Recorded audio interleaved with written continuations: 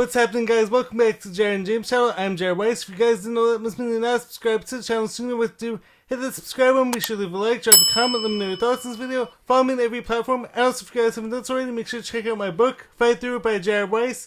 All the links to purchase the book are on my website, which is jaredbryanweiss.com. It's JAREDRYANWEISS.com. Buy the book, check it out. Support me because any support is much appreciated, and any support allows me the opportunity to keep putting out all these awesome shows.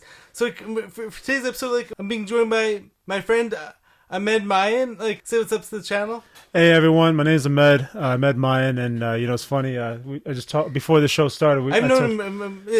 I've actually known him for 12 or 13 years. Yeah, I think it's 10 plus years, man. Yeah, just back in high school, me and him, Ahmed, we're actually on the same track team. Yeah. I actually the running events, but Ahmed was always part of shot put and discus, right? I can still run faster than him, though. Right. Don't Yeah, it's a little bit, It's nothing crazy, And I did play ball with him. I know he shot he did a slam, but I beat him in one game.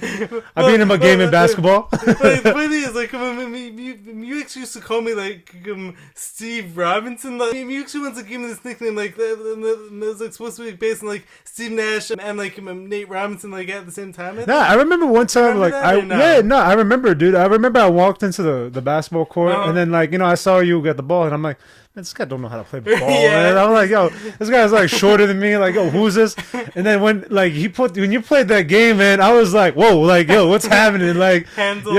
You were handling the ball. I was like, I played in Jamaica, I played in Brooklyn, I played I played with my boys in Queens, and I thought I played ballers there, but then I was like, damn, really? Jared is he can ball. I was they made that movie White Man Can't Jump After You, man.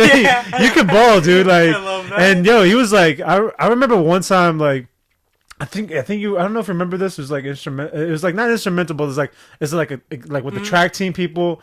Again, I was my hand was weird wobbly. I would always be I was always bump into someone, and someone falls. And so one time, I think we were playing. I was against you or with you, and then I think it was Will, and the guy had the ball, and I'm grabbing the ball, but we were fighting for it, and then I thrown the dude, not thrown, but he kind of fell, and you're looking at me, bro, it's a regular basketball game, bro. We ain't competing. I'm oh, dude, it's just by accident. I didn't mean, I just you know what I mean? Because I've always been a big guy, and I'm going against this skinny little guy. Right. We fall in fighting each other for a ball. It's man.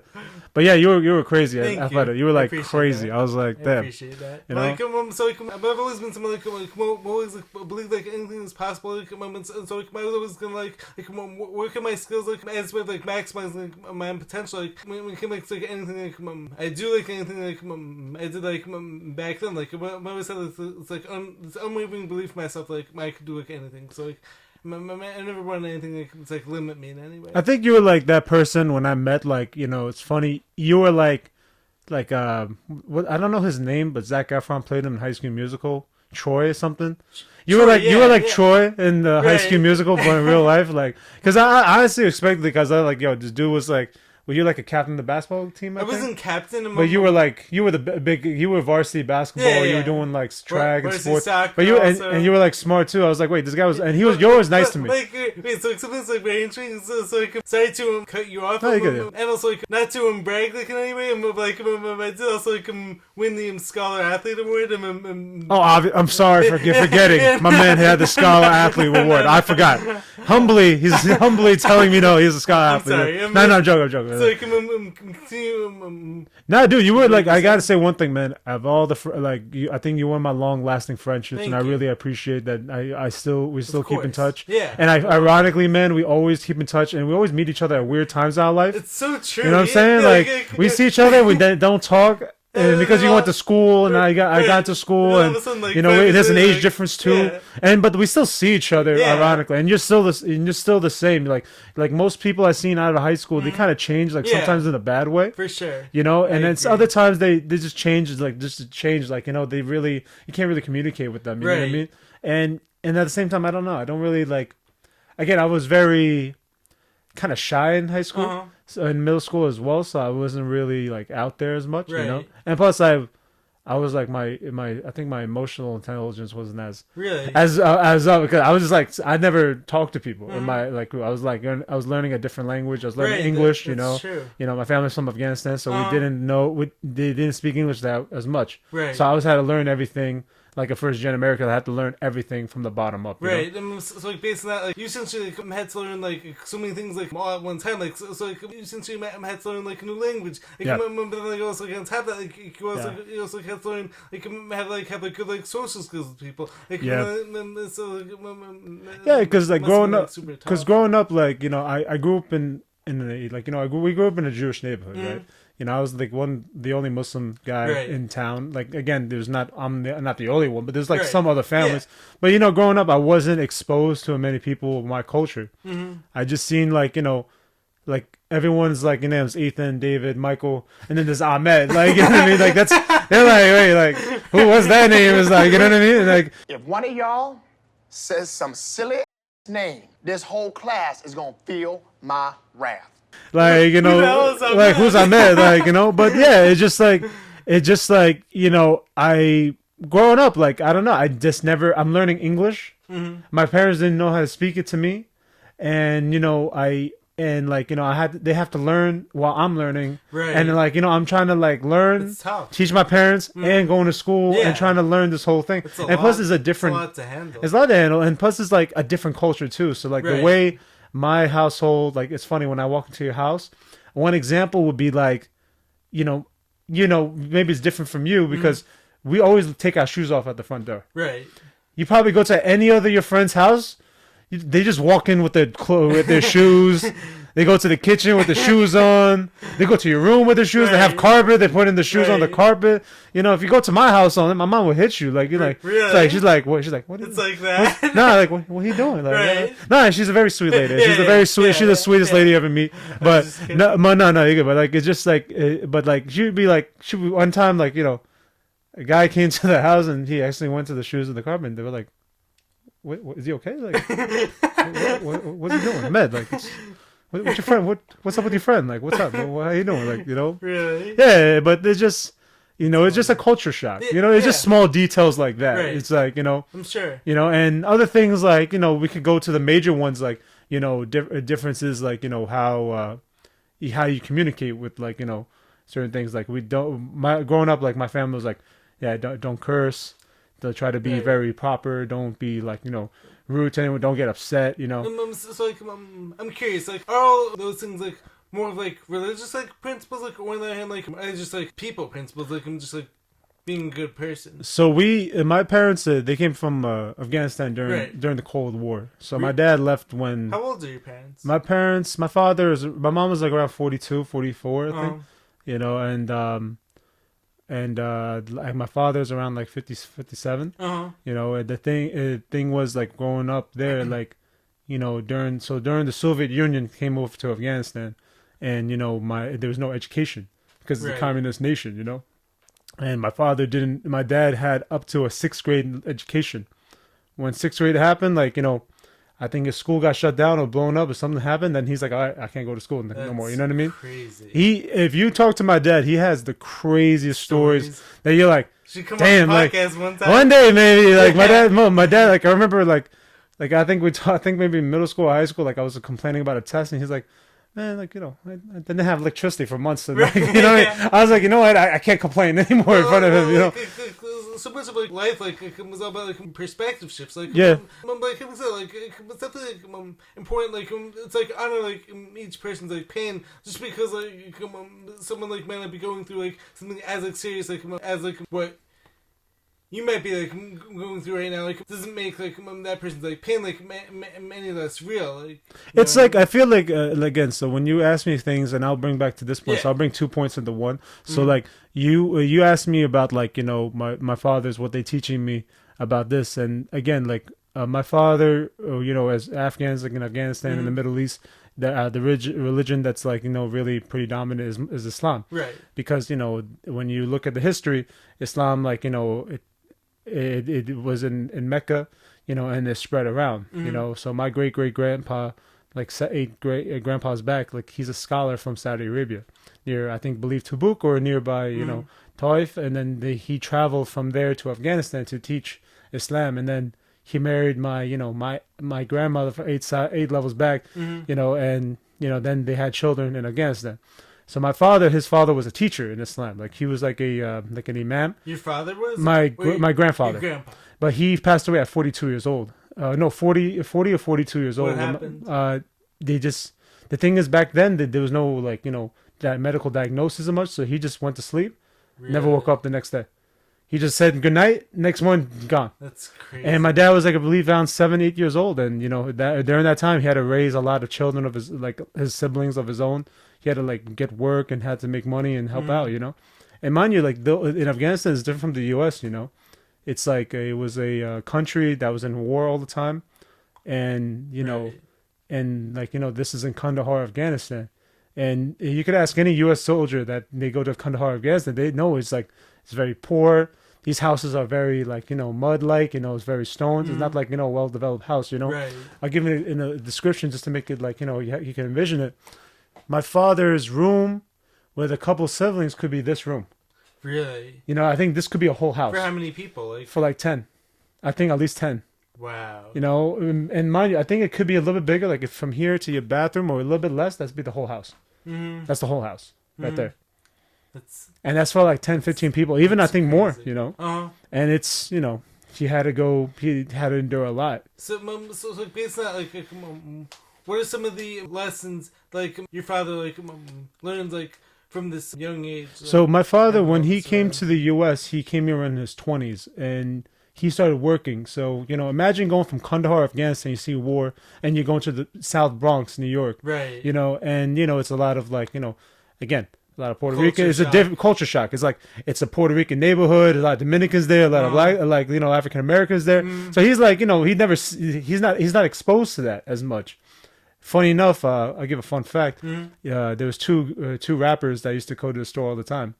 Here. One of them was Big Pun and Fat Joe from Terror Squad. Yeah. That's awesome. I'll tell you how he knew it is Big Pun's a legend. Big Pun was and he saw him when in person. He's because how old was he at that time? Big Pun, my dad was in his 20s. Big Pun was probably in his late teens or 20s then, because he died at 28. Yeah. So, but the thing was, before he became a rapper, he was in the South Bronx all the time. I think even until he died, he was in the South Bronx all the time. And that sounds right. And he, before he made a movie, I forgot the name, but my dad saw the trailer of him in the movie. Was he one of the ones who was in Step Up or no, that's I think Fat Joe. No, wait. I'm gonna look this up fast. Yeah, no problem. What rapper was in Step Up? I'm pretty sure it's not Big Pun, but it's definitely someone close to him, Heavy D. That's Heavy D. No, my dad. He was in Step Up. My dad didn't. That. I don't think my dad knew Heavy D. The thing was we had the only rappers he'd seen was he knew Big Pun, Fat Joe. And my dad had. I remember as a kid, I had this little AirPod. No, what's that thing called? It was the black button you press. Not MP3. The one after that is the Apple thing. iPod. And bro, I remember he had a little folder. iPod Touch, and he had a little folder, and I click on it, and bro, it's every single rap song from the 90s. Really? Bro, it's Fat Joe, Dr. Dre, Eminem. Ice Cube, Eminem. He had a lot of Eminem songs, and it's funny. Eminem is so talented. Oh, go. Goat. So good. Goat. Yeah. I think this is my number one rapper of all time, but same here. And bro, so going to the back, so when he learned when he successfully made a lot of chicken stores and made, he moved to Long Island, and then that's when he married my mother, and then he had me. So growing up, he always had to make sure that, he's seen a lot, he's seen people from back home, and he's seen people from near the Bronx and near the boroughs, and so he'd always tell me, he's always try to be a gentleman, be proper, and it takes take influence in religion to Islam, right? Because Islam, when it tells how you act as a person, because deen means lifestyle, and you don't try to. It's a lifestyle. You don't if you're Muslim, you have to pray. Your 5 daily prayers. 5 times a day, you have to fast. You have to give zakat, and if you save money, you go to Hajj one day, which I'll elaborate more on the podcast. But And but the thing is character is another thing too. You can't like, you know, do the practices and rituals and you still try to be right. And still not act right, meaning like, ah, man, this guy cut me off. This guy's, yo, god damn it, or mother this, sister this, right. You know, like, you know, or if I come see you and I curse you and then like, you know, and I'm like try to go pray to God and ask him for forgiveness, right. Or be mercy on me while I'm not being merciful to anyone else, you know what I mean? Yeah. So as a Muslim, like, you know, he taught me, he's like, it's a lot about character and deen. So make sure your character is right with the people. I love that. And that way, you know, the people would, that way, you know, like your creator can see you. Because he knows, like, he always teaches me, like, you know, don't live like someone's watching you. Mm-hmm. You know, like Allah subhanahu wa ta'ala, he watches you all the time. Right. And when the way you act and approach or deal things, always have to keep in mind, how would you react if he sees you? Mm. If you don't think like that, think like, okay, am I acting like this? And if, like, you know, he sees, like, oh, am I acting proper as a Muslim? And then if that doesn't work still, just be like, oh, you know what? If the day of judgment happens, or if I die, like, it might be going to be okay with all my actions I've done so far. You know what I mean? So something I actually really want to like elaborate on, like, this is actually probably one of my favorite things. Like, you actually said to me like during our conversation like a few weeks ago, like, which had to do with like being a nice person. Like, may not always like get you like the most recognition. Like, like obviously like, all of us like, have heard like the saying like nice guys finish last, but like I've actually.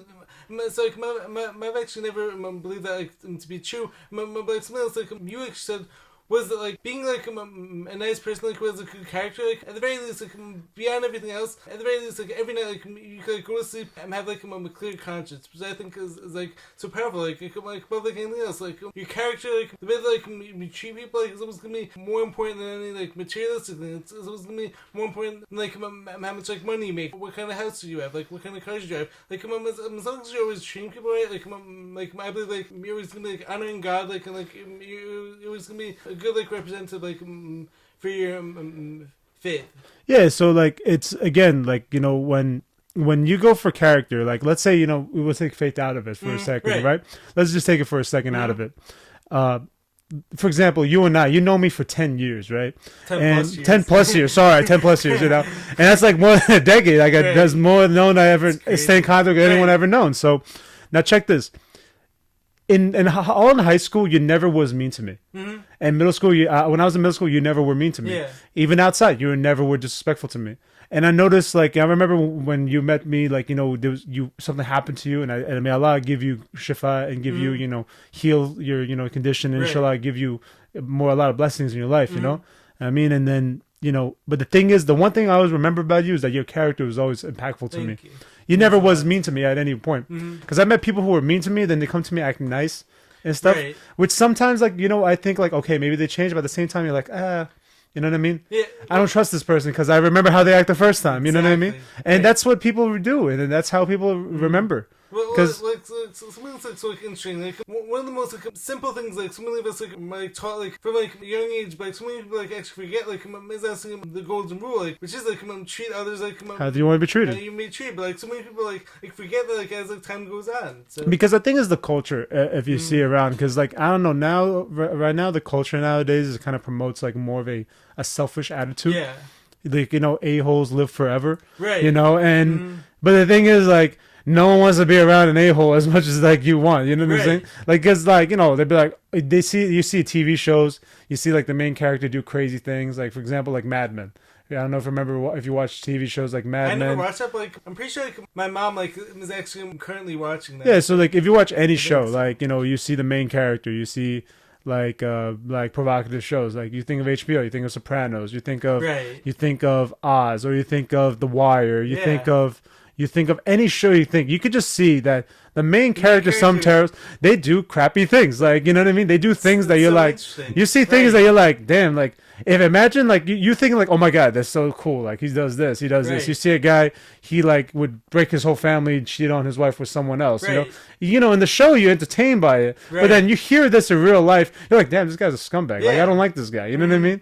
And that's... But like, interestingly, enough, like, so many, like, more like all these, like, TV show characters, like, are actually, like, designed, like, to actually get people to idolize the jerk, basically. Yeah, and funny enough, like what's TV? It's like programming. Yeah, and it's and they call it programming, and like a lot of people when you watch it, like you emulate the characters you try to be like. You television, and predictive program. You predict the program, and you kind of can see it. Like I feel like with every personality you see now, it's kind of like you kind of realize like they follow the same type of person. You just ask anyone who listens, like people who listen to like rap or metal or any type of music, well, whatever they listen to, they try to emulate that personality too, not knowing the difference between the lyrics and their art versus their personality. You know what I mean? Yes. Because for sure, that's like that's why like you should always be cautious. And funny enough, Islam does talk about that, like how you act, how you look, where you look at what do you look at things, what do you hear, who do you hang around with, what do you eat. Those all things kind of can change how you are in your heart. Well, so going on those same exact lines, like something like I always say is like your diet isn't just like what you're eating, but it's also like what you're actually consuming, physically, mentally, spiritually, emotionally. So all the things are part of your overall diet, because all the things that are actually things you're actually intaking into your body. Yeah, no, and it's crazy. I'll give an example. You hear a rap song or a metal song, and sometimes you get angry. It makes me so mad. Or sometimes you're pumped up, and and then let's say you change that song to a different thing, like an R&B or relax. You're like, oh, relax. You fall in love easily, and then you hear a sad song, you become depressed. Right. You do you understand? If you were to ask someone, someone tells you, hey, I go through 3 different emotions within 10 minutes, you're gonna look at them like, there's something something you need to get checked out, Yeah. But we're doing that every single day. We're listening to the different type of music, they're watching the type of movies that we're watching too. And I'm not saying this as a fundamentalist, what, it's evil. But if you were to sit back and just listen, hey, you know what? Let me just see how I act with not listening to anything. Let's I challenge everyone to not listen to music for a week, or watching inappropriate movies for a week. Certain things people in the youth nowadays, they watch a lot of pornography. Right. Cut that out for a week. Yeah. Cut out smoking. They do a lot of vaping. Cut out smoking. Cut out drinking for a week, and just see how your body responds to a natural state. You're gonna feel agitated. You're gonna feel like you're missing something, and because you're addicted. That sounds like a spiritual detox almost, right? It is. So the thing is, when there's a book when I was getting into learning more about Islam, there's a book by a guy named Hamza Yusuf. He wrote this book back in the day called Purification of the Heart. Now, mind you, when I talk about Islam, I don't endorse any scholars. I just I believe that you can take good from everyone. So. The thing is, I fully believe in that myself. You take good message from everyone. Anything that's bad, again, if anyone who's a scholar listens to me, I'm not trying to promote a ideology. I just think the faith itself is really great. It's just the follow the Quran and Sunnah. But this book I got from Purification of the Heart, it talks about how the heart is a main source of all things. So whenever you feel bad, your heart feels it too. When you feel happy, you feel light on your heart. Certain things when people talk about a spiritual disease, it's a spiritual disease of the heart. Now, when you get heart disease, what's that from? Okay, high cholesterol, or again, I can't say that no more because some of these dietitians are changing it up nowadays, so I really don't know. But anyway, it's could be from high cholesterol. It could be from hypertrophy of the heart, toxins, of the environment, etc. Physical things that you're can see. But spiritual disease of the heart, you don't see that. But there's certain things that you do every single day that just leaves a dot in your heart. And when you see this dot, it's not a regular, a dot on a pen. It's a little mark on your heart. And the more dots you have, the hearts become black and it becomes hardened. Now, what are some things that can cause that? Certain things are certain sins. One sins that Islam would talk about is anger. If you become aggressively angry to someone, that you're trying to oppress someone, it causes your heart to harden up. Right. Another thing could be from lust. You can't control your lust. You try to like try to go do as much like fornication as much as possible, which our culture promotes, like guys to sleep around and do with as many women you want. Like how many videos is like about like glorifying someone's like body count. Body count, and the crazy thing is like if you ever talk to someone that ever had like a high body count, like they feel like they regret it. They feel regret it. They don't feel like, oh man, I wish I did it with someone that I like. You know what I mean? Like, and it's crazy. I met people. I met all different type of characters. I met people who were, who were priests, who were imams, who were nuns. I met people who were pimps, and I'd like when you ask them about their past and stuff, they're like, I wish I would have changed to be the better. Right. And it's crazy that the people who had the worst paths would have the best futures, because if you go to that one extreme, they always pull back to the other extreme to be better. So and exactly, and the purification of the heart by Hamza Yusuf really talked about like the different diseases of the heart, the hearts that like that even people who are believers and who are religious suffer from. Because listen, when you become religious, it doesn't automatically make you clear from anything. It even tests you more. Now, again, I'm the guy that went to both sides. Like, I'm not trying to expose sins. It's just like, growing up, I was one way. Now I'm different another way. Right. So this way now, I had to learn how to control myself. Now, how? Like, okay, try not to lose your patience as much. Try not to be angry as much. Try not to get tempted as much, and try to learn how to control your tongue, control your thoughts, And it's more of a battle. Now, person that's not so religious, what he has to do is try to get over the line to try to get into like, learn how to pray, try to be, try to get charity, try to learn how to be nicer, let go of his vices, things like that. And people who are religious, they try to learn how to not be hypocritical, or had to learn how to not to be, judging. Right. And the crazy thing is that's just a battle. Every person has a battle of themselves. Yeah. And each battle, it's like I can't compare myself to you. Yeah. You know what I mean? I can't compare myself as a Muslim a guy from battles. Yeah, exactly. And like a Muslim guy from America is going to be different from a Muslim guy from the East, The test I'm facing is the battle of hearts and minds. And how people from the West, or how people like, should like try to combat that, is to learn how to go back to the Quran and Sunnah, which is the basics, The Quran and Sunnah is like the book for the Muslims. So it's like the Quran, yeah. Oh, okay. So it's like it's the God's book, and then the Hadith or the Sunnah, it means the the practices of the Prophet Muhammad sallallahu alaihi wasallam, meaning like what did he do, how he act, what he said, right? What did he. It's kind of like a guidance of how do we use the Quran, because some people can read the Quran and they're like, wait, I don't know how to pray.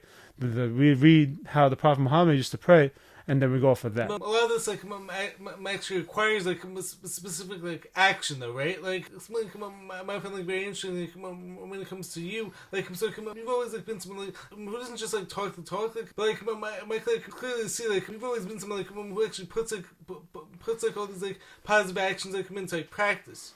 So the thing is with Islam, like it's the first step to do anything is to get the intention. My intention, as always, like is to try to do things for the sake of Allah subhanahu wa ta'ala. Because if you don't have the intention, the action becomes meaningless. Yes. You know what I mean? And so sometimes the action has no purpose. Yeah.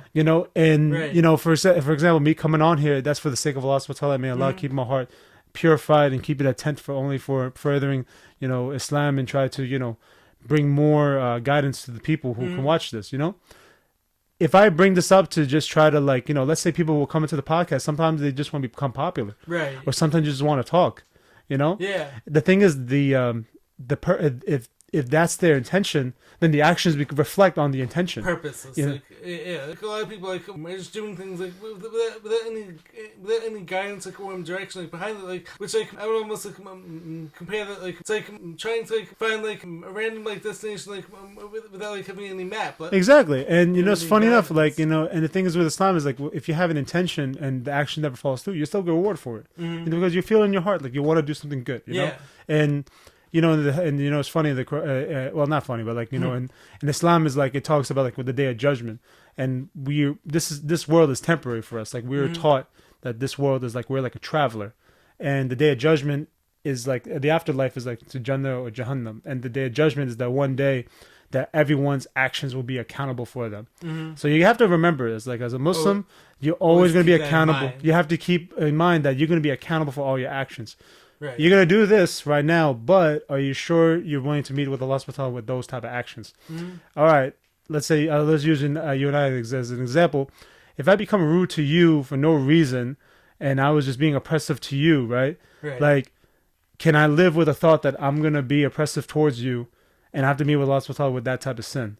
You know, any type of sin you can think about. Like, you know, if you're willing to meet with that, then good luck to you. Yeah. But most people are not willing to meet. Like, you're not gonna meet the creator of all, the creator, to with all the bad things you've done. You know, you're gonna be scared. You're gonna be like, oh, like that's people call it the day of regret. People call it the day where the mother would be against their son.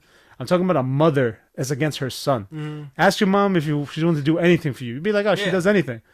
But a mother is going against her son on that day. That shows you how serious that day is. You know, and you know, and funny enough, the first three people when I learned about the hereafter, it was like there'd be three people. One of them was a wealthy man.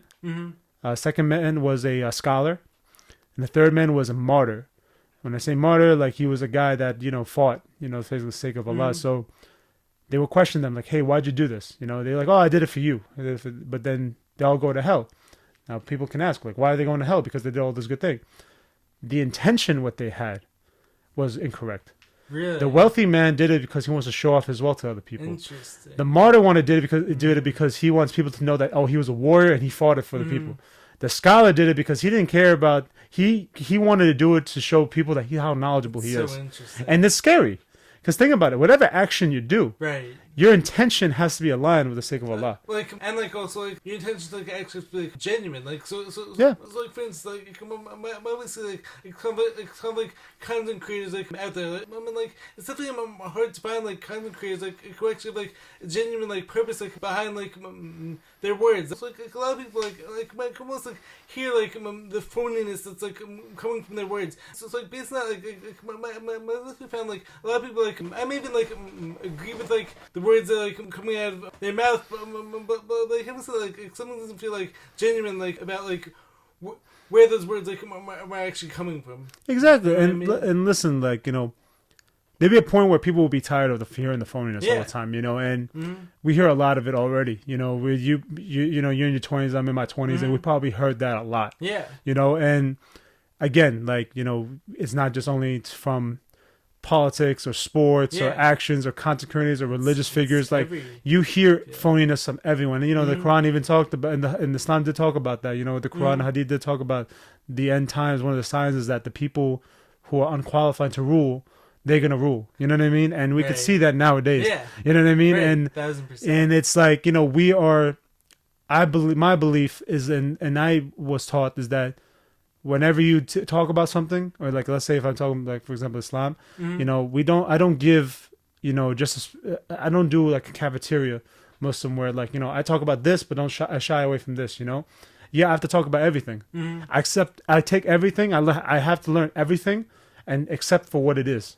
You know what I mean? I don't change it just for my personal convenience or I don't want to tell the people that, you know what I mean? Because what it does is it waters it down. Yeah. And once you water it down, it's not as authentic. Right. And if it's not authentic, then what's the point? Right. And I mean, like, speaking of, it's also like one of the reasons, like, why, like, I find like so many of the conversations like I have like on this channel to be like so like awesome and like so like powerful, like, is because like communication like, is always going to create like understanding. I mean, like through like I'm having this like understanding like you with me and like finding peace, like finding commonality with others, and like you also can find like a lot of people like actually going through very similar struggles, like just realize like how much more like alike like all of us are like supposed to be different. Like so it's definitely important like to always be having genuine conversations and like not being like afraid like of like someone else like getting upset like because like you're speaking truth.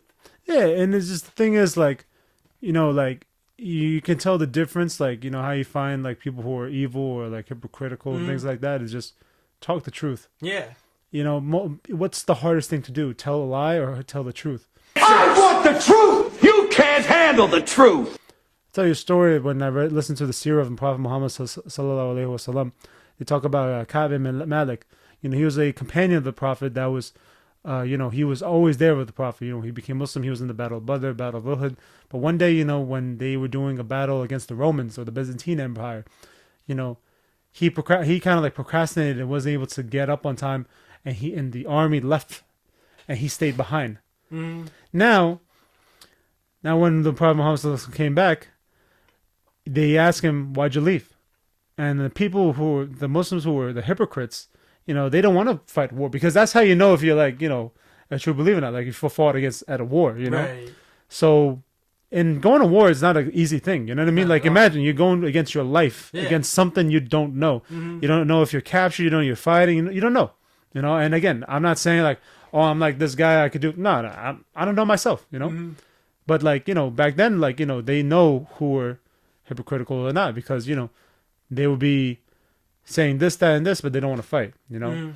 So they told him, lie. He said, just lie, and like we lied, and we'll be fine. And he told the truth. And when he told the truth, and he had a little hard time as well. So other people didn't want to talk to him. He was like alienated.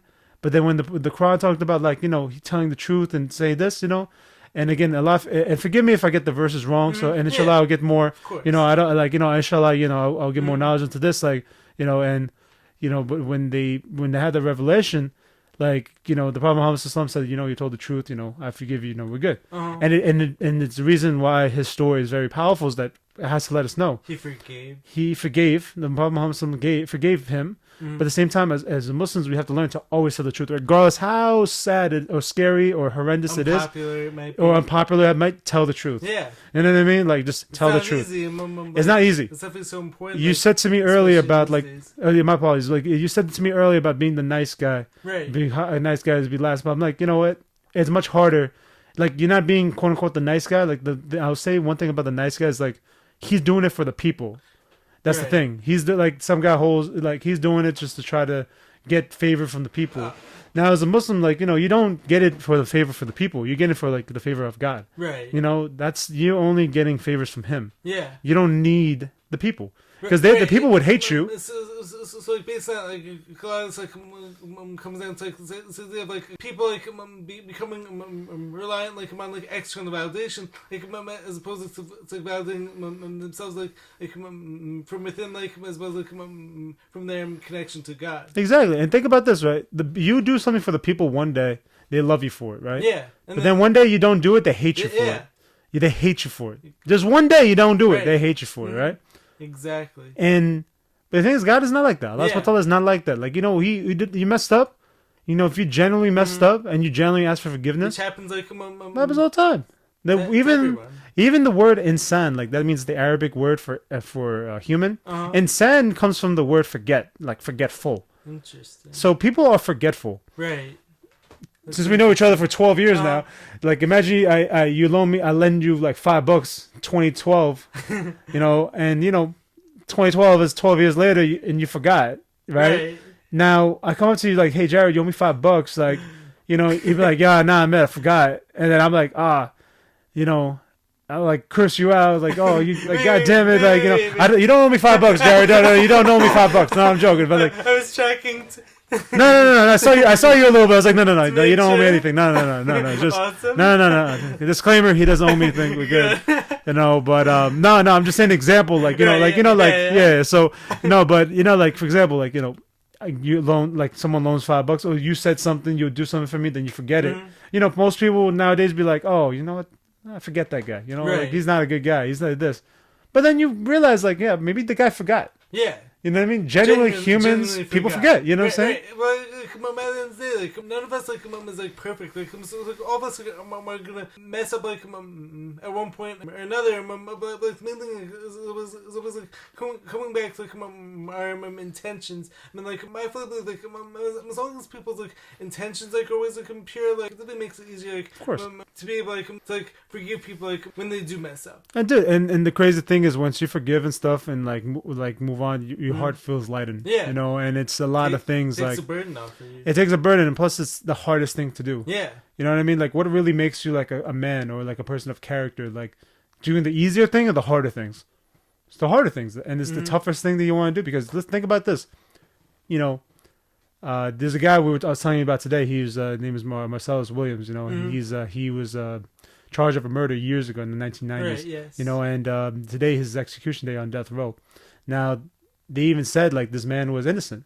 He was a part of the Innocence Project, and like he's like I think the prosecutor said like, hey, we should try to stop it and things like that. And, he even said like, it's like I felt bad for him and my heart goes out for him and, give peace to him and his family. And if anyone could like just, go to the Missouri office and like, try to stop it, Right. Because think about it, it's an innocent man. Yeah. Potentially it's an innocent man that's like, could be charged. So honestly happens to be like one of the like worst things like ever like possibly happen. Like so it's a lot. It's not just him. I could tell you a story about a guy. I forgot the name of. It's in Mauritania. Mauritania is a Arab nation. It's like near Africa. There was this man that was in the mid 2000s. He got kidnapped from there, and he went to Guantanamo Bay. Now there's a movie called The Mauritanian, and it's on Netflix, and it talks about this man's torture in Guantanamo Bay, and and they accused him of being one of the hijackers of 9/11. Now you watch the movie, he never did it. Right. He never did it, and like the thing was his cousin was involved in it and stuff. Like, and not involved with like they knew him that knew him, but I think by association he got in trouble. Right. And the sad thing is like the prosecutor in the movie was like he wanted to go after him because his best friend died in the one of the planes, and he felt a personal burden. But even him, once he learned like the torture strategies, the harmful effects that this person was going through, he was raped. This man was raped. He couldn't sleep for 100 days. He was being like waterboarded, all the type of tortures you can think of, and this man just confessed, and he just confessed it. Because think about this, you're going through as much like he went through so many things that human body can possibly do. Right. And he was innocent. And even the prosecutor said, like, even in the day of reckoning, I don't want to deal with that. And they freed him. And you know what he said? Oh, really? They freed him. And the crazy thing is, during the I think there was a court case or something before he got freedom in the movie, he said, I forgave my torturers. I forgive you. That's a hard thing, you know what I mean? That's like amazing. Yeah, think about it. A man To be able to do that. Yeah. They pushed buttons that no physically human body can go through. That's amazing. And he forgave them. Yeah. You never hear that. That's so powerful. It's crazy. And like It's incredible. like like again, let's use an example. Like if you bump into me in the street, like I'll be upset and like I'll be like, this guy is this. You know what I mean? Like we're getting upset over small things that's not needed. You know? And it's sad, and it's like move on. Like the best advice I could say is like well, like sorry, so like as like I feel like forgiveness like is for you, but like I'm saying like just because like you're forgiving someone like doesn't mean like you're actually forgetting what happened. No. So the thing is, like the Prophet ﷺ said, if two people were arguing and you walked away when you could have, and you were in the right, Jannah's like for you, meaning like let go, don't go battle it. Right. But as a Muslim, like we don't. It's like you don't get stung twice. You forgive, but you don't forget. You know what I mean? Like you don't. You know what I mean? Don't be tricked. Right. Don't be tricked. You just say, you know what? I forgive you. Yeah. Because it's possible. You could forgive someone, but just not let them do it again. You know, like it's simple. Right. Like, Yeah. Well, like so, like for instance, like let's just say like a friend like treats you horribly, like just like a total jerk to you. Like you don't have to like keep that person like in your life, but like instead like you can still like move on like by actually shifting your perspective. Like you can even like thank the person like in your mind like for like showing you what a bad friend was or something like that. Like, yeah, no, it's like when it's people what they say boundaries nowadays. Like, what's the point of boundaries is try to like. Can I change the battery? Yeah, no problem. Yeah.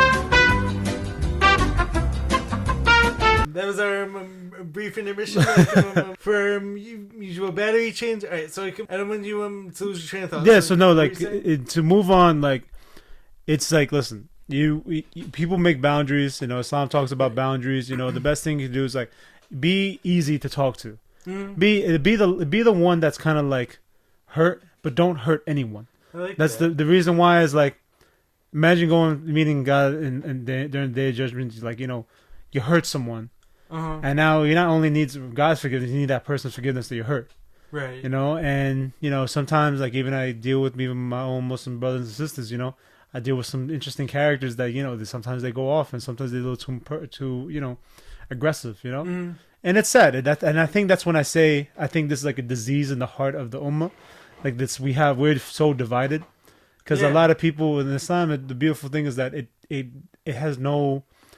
should be no division, right. like if I don't know if we talked about this. I went to Saudi Arabia recently. Oh, yes. So I went to Saudi Arabia. So this whole story is like this. So last year, my cousin, may Allah forgive him and accept his fast and prayers, he died, 36 years old. Really good dude. He when I was young, he got me to the animes I liked to, music I was into, things like that. And he was like my role model. Like, he was like a really cool dude to me. And my best friend passed away too that same week. Same week. And it was his name is Kenny. Kenny Parpap. Is he from here? He's from here, Long Island. Yeah, I think he had a little podcast too. And yeah, he was a coolest dude. He's the one that got me to training. He trained out. What happened to him? He was on dialysis for kidney, and then he worked a lot and a lot of problems he had, and and he just passed away. And my cousin, we just don't know what happened. To this day, we don't know, and and Allah like have mercy on him and forgive him. So I remember I was in the spiral of depression. I couldn't sleep. I was scared to sleep because I was thinking about death a lot. And at the same time, I had a lot of heart palpitations, and and I went to my heart doctor. I'm like, what's this? Like, what's happening? And then I was like, you know what? I wrote a note. I was journaling just to calm down, and it helped me a little bit. But then I started praying more. I remember the end of the year. It was Fajr. Fajr is like the first morning prayer, like the early dawn. And I met a brother named Brother Umar from ICS, Islamic Center of Long Island, which is down the road in Westbury. Brother Umar was a very cool character. He's a tall, Jamaican brother. I was most. I never seen him growing up, but it was cool. Uh-huh. So I remember Fajr, he told me this crazy story. I told me this crazy thing, and I'm like. And he's like, "How are you, man?" He's like, and I'm like, "Man, because when I think of something, I'm the type of guy that if not the whole thing is good, and one part is good, I think the whole thing is bad. You know what I mean? But he told me that Islam shows that the end is what matters, right? And funny enough, one of the companions of the Prophet ﷺ is a Bedouin. He always makes a dua, which is a prayer, a little saying you would do during prayer or after prayer. It's make the best part of my life my last part of my life. My best deeds, my last deeds, and the best day is the day I meet you. And so which is people was like, oh, that's a very wise dua for a person who's a Bedouin, And he wasn't educated. He was just made that wise dua, and they were like, that was the dua that he always recommended to say. So Brother Umar told me, he was like, well, I told him the whole year I was like this, but now it's like this. And he's like, and I remember this one line. He's like, well, this is a good thing. This is a good way to end the year, What? The way I started morning prayer at the masjid. Right. That's the hardest prayer that people. You want to know who's really I'm not saying hypocrites, but people. There's a quote about the people who were hypocrites back then. Again, everyone's situation is different. You want to know the toughest prayer that people can get into for in the masjid, the morning prayer and the night prayer, Fajr and Isha. So. Those are the two toughest prayers to go into the masjid at night. So I'll elaborate on the prayers. So Islam, they have 5 pillars. They have the first pillar is shahada. This means the declaration of faith in Islam. Ashhadu an la ilaha illallah wa ashhadu anna Muhammadan abduhu rasulullah. Means I bear witness that God, there's only one God, named Allah, and the Prophet Muhammad, peace be upon him, is his last messenger. And there's 6 pillars of faith in that first pillar of So the 6 pillars are: you believe that there's one God named Allah. You believe in His angels. You can't say, "Oh, Jibreel or Mecca is like this or that." You believe that He has angels. Wait. So who are His angels? So His angels, it's similar to when you read the Christian, and the Jewish Torah and the Bible, that Jibreel or Gabriel, that's His angels. Michael was an angel. There's other angels like. Malik, he had angels that that had different responsibilities. Jibreel was responsible for delivering books to the prophets. Wait, so I'm curious also, does Islam also believe in fallen angels? No. No. Angels are its own being. Gotcha. So when I think you're talking about the fallen angel like Lucifer. Yes. So in Islam, Lucifer's name is Iblis. Iblis was a jinn. That's another being.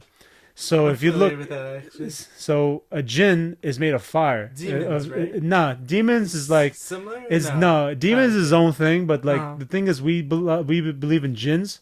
Now jinns are being like humans. We're made from clay, like a pottery, they're made from like a smoke. You know, so it's different beings. Right. You know what I mean? So there's good jinns and then there's bad jinns. Interesting. Everyone has a jinn around them, or like everyone has like, and whoever becomes like quote unquote demons, they become like a shaitan jinn, like a bad jinn.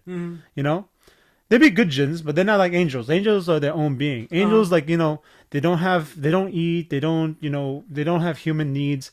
They have the same faith regardless. They don't go up and down. They just go. Humans, we go up and down in faiths. You know, some days you have low days, some days you have high days. You know, Right.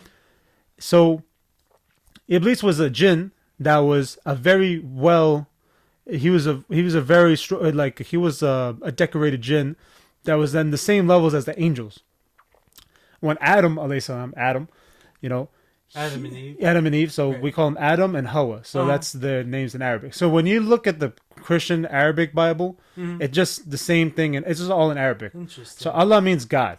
Right. Like, you know, it's not like people will be like, oh my God, it's different. No, it's not. Like if you meet an Arab Christian, you know, like they're gonna say when you read their book. I used to read the Bible growing up. Like, you know, he would say Allah all the time. Isa means Jesus.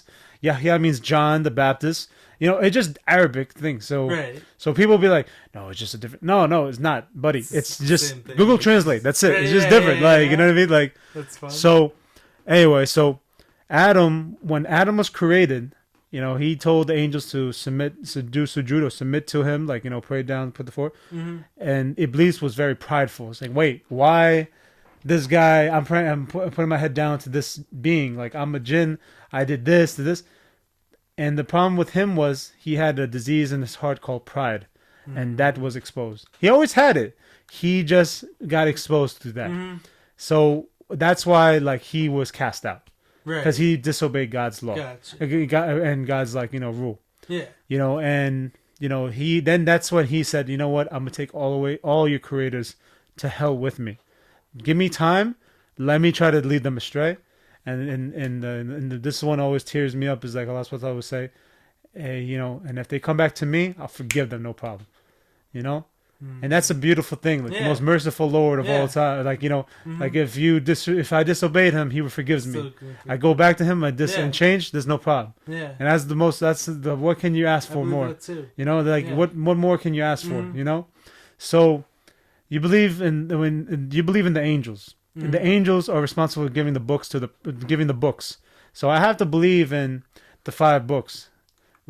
So Ibrahim scrolls, like Abraham scrolls of monotheism, the Torah, which was the original book when Moses got it, like that was the law down to Moses. Then you give the Injil, which is the book that was sent down to Isa alayhi salam, or Jesus. The Zabur, which is the Psalms to David, and then the 5th is the Quran, which is to the Prophet Muhammad, peace be upon him. And so you can ask, hey, so you believe in the Bible and Torah? We don't believe in the modern version of it because unfortunately nowadays people manipulate it. People. It's a different language. Like ancient Greek is different from Greek from now.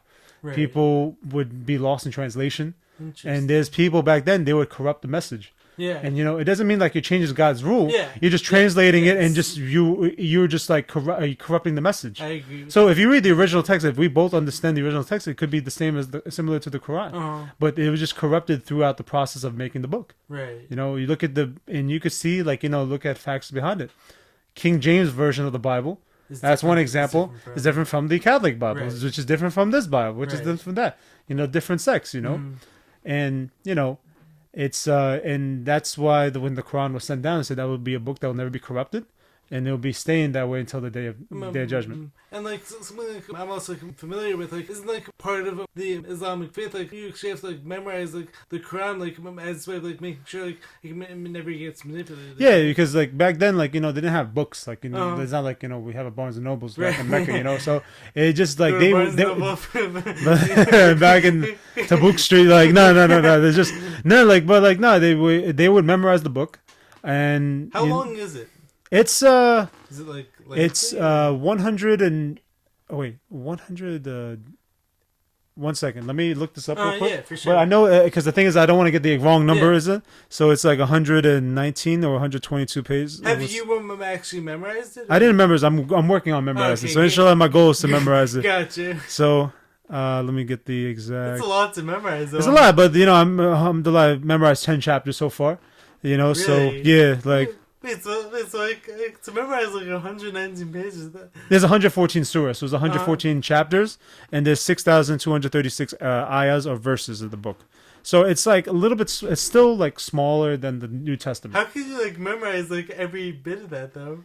You'd be surprised. A lot of people, when you put your heart into something, you have the intention of Allah makes the way for you. Well, like, it's like very interesting. Like, this is like totally off topic. Like, it's like when it comes to like music, like I actually memorize so many songs. Like, I can memorize just about like every word. Like, I'm in like so many songs. So like. When I think about like how many songs like I've been able like to memorize like word for word, if I were like to add it all up, it probably wouldn't have been like it's like super long book. So yeah, no. The thing is like if you about. put like the sake of God into your heart, like put it for the sake of Allah subhanahu wa ta'ala, and you're doing this and know the reward behind it, Allah will make the things easy for you. The thing is like if you notice like I think it's like some people they don't memorize the Quran because sometimes something's holding them back. Maybe their sins are holding them back. Maybe their intention is not there. Maybe like a lot of things that we don't know, But that's inshallah they'll figure it out and get them to memorize, And the thing is like with Islam is like, when like back then when people memorized it, like there's a lot of companions they memorized it, So there's no way like if someone makes a corrupted version. No one can be like, oh, you made a corrupted. If someone, they were like, yo, I know what it means. Like, I know the original. And there's a one time that I'm just gonna realize it. And there's one time when someone took all the books of the Quran and they burned it all. And the thing was, I don't know the exact timeline. I think it was maybe I don't know if it's the Ottoman or some timeline that happened. And Allah forgive me if I get it wrong. Was like, but people memorized it. Right. Like you could burn all the books, but if you have people memorize it, they know it for word. You know what I mean? Like it's a because we made it like a lot of barakah means blessings to people, to ensure that they're responsible for giving, the task to make sure that the deen is going to be the same regardless. Yeah. There'd be other people who are corrupt scholars. They'd be acting like this or that. But then again, the real scholars they will call them out. Yeah. That's why Sheikh Ibn Amin, rahimahullah, like is Sheikh Uthamin. What does that mean? Sheikh Uthamin was a scholar back in the 90s and in the 21st century. He was a scholar of our time, like a contemporary scholar. Right. So every time there's a ruling or something and he has an opinion on it, people would refer back to him for any fiqh ruling. So I was describing to you about the 6 pillars of faith. That's Aqidah, which is faith. Like the basics of the faith, and then fiqh is means like the nuances and the rules regarding. So let's say, I'll give an example of how do people what would people do? How people pray, Some people when you go from different schools of thoughts of Islam, they pray differently. How so? So in the Southeast Asian culture, there's a follow Imam Abu Hanifa. Imam Abu Hanifa, the way he prayed is he put his arms right over left on near his navel. When you go to the other scholars like Imam Hanbal, that was near the Saudi and the Arabians, they put his heart nearby his chest. And then you look at, I believe, in the Imam Shafi or Malik, Imam Shafi, Imam Malik, may Allah forgive me if I get it wrong. I believe they put his hands down to the sides. And then Shafi is the same thing as the Hanbal, like put it onto the chest, but the way they do things, they just the motions, just that beginning motion is different, right. But everything else is the same. And it just shows that like people have different ways of prayer, but the thing is they all pray to the same direction, and the intentions are all the same, and they all pray in the same direction. It shows that doesn't matter what, they're still united. Right. So another thing could be like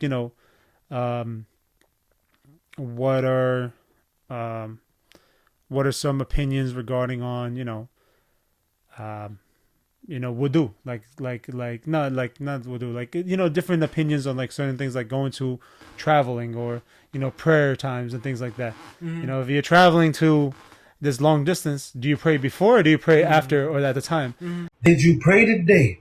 And then there's two groups, they did different ways, but the Prophet said you both did it right. Right. So he gives the flexibility, Right. And he gives different thoughts. So let me go back to the point for the Aqidah, is like when you believe in the books, then after that you believe in the prophets. That if I disbelieve in Musa alayhi salam or Moses, I'm not Muslim no more. if I disbelieve in Saleh or like another prophet or Muhammad sallallahu alaihi wasallam, not Muslim. So the thing is, like, I have to believe in all prophets. Mm-hmm. Now, the Jewish and the Christians, like, what they're missing is that the Jewish religion rejected Jesus, and they also rejected Prophet Muhammad sallallahu alaihi wasallam. Same thing as the Christians, they rejected the Prophet Muhammad sallallahu alaihi wasallam. Right. So that's why, like, when they say, like, oh, it's very similar to this, but that's the only thing, they rejected that prophet. When you reject one prophet, you reject all of them. Interesting. So then the fifth is that you believe there's a last day. I have to believe that there's a day of judgment, Judgment Day, because if you don't believe in it, then what's it all for? Like, you don't really, then you get out the faith as well. And six is that everything is predestined or pre-written. So 50,000 years in the sacred tablets, Allah wrote in the pen what's what's gonna happen. Wait, so I'm curious. Like, does that like relate to the Akashic records? Are you familiar with that? No, I don't think I'm. No, explain to me more about. So like, I'm pretty sure like, it's kind of like more like the Akashic records like, is like based on like the belief like every action like everyone does, like every word like that's ever spoken, like essentially gets like placed into like God's like records. Like, oh, I see. Yeah, so I don't know that 100%. I can't say yes or no, but I will research upon that. If you could let me know after the podcast. But like, but the thing is, like, we for the tablets, like, everything is going to occur. Now the thing is, you could there's a lot of opinions on it. Like, you could change it through dua, like you pray for it. Like, for example, this was fated that you and I can reconnect again. Yeah, this is fated that you and I could do a podcast. But the thing is, now people will say, oh, you have no free will. Now the thing is, with free will, what was your decision back then? You could do. I don't know if everything is pre-written. I can't say to God, like, hey, if I slap your book down, like, act rude to you and stuff, like, I can't say, like, oh, God made me do it. You have the chance of free will, you know what I mean? But everything is written, but you have the chance of free will, but, like, my interpretation, like, has actually always been like, God is always gonna like give like each of us like the opportunities, like each of us needs, like, in order, like, for us, like, shine our best light, like, and like he's always gonna like guide us like along our path. But like, I believe like our free will like is basically making the little decisions, like, as far as like where we're actually gonna like end up, like, and then like whether or not like we're actually learning the lessons like God wants to, like, so I believe like so much like my life is like based on like lessons and blessings, like, the more lessons like you're actually able to learn, like, the more blessings like you're going to receive. Like, I definitely like there's definitely an element like both like to our lives. Like, so like I definitely fully believe like in our free will, and like so like, therefore like, sometimes like some people like we're gonna like mess up, like, and some people are gonna fall like somewhere off the track. Like, but like as long as we're always like doing our part, like, which is gonna be like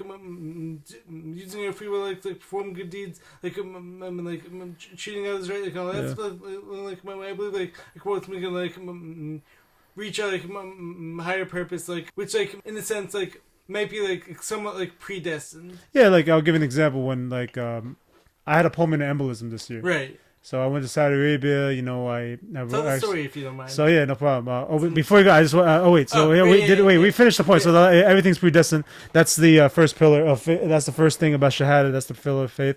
The second one is prayer. Like, you have to learn how to pray. Make your 5 daily prayers. Fajr is the morning prayer. The Dhuhr is the afternoon. Asr is the midday. The nighttime is like, when the sun is going down is Maghrib, and the fifth is Isha, was fully nighttime. So you make those 5 daily prayers, you make sure it's on time and intent, and you do it for the intention of Allah subhanahu wa ta'ala and for prayer, and then you complete those. So as a Muslim, that's your second thing. That's what makes us the difference between a Muslim and a non-Muslim. So every Muslim is supposed to pray 5 times a day. Men, is best to go to the mosque. So go to the mosque for every prayer. So that way, it's more union. Everything is based on building community. 5 times a day. 5 times a day, yeah. Wow. Because think about it, every man goes to the mosque. They do it together. They don't do it singular. So that way, it builds more of a community in a group-based setting. You know. Also, like the prayer itself, like prayer being like more powerful, like, as a result. Like, yeah. And I think about this, man. You do this together.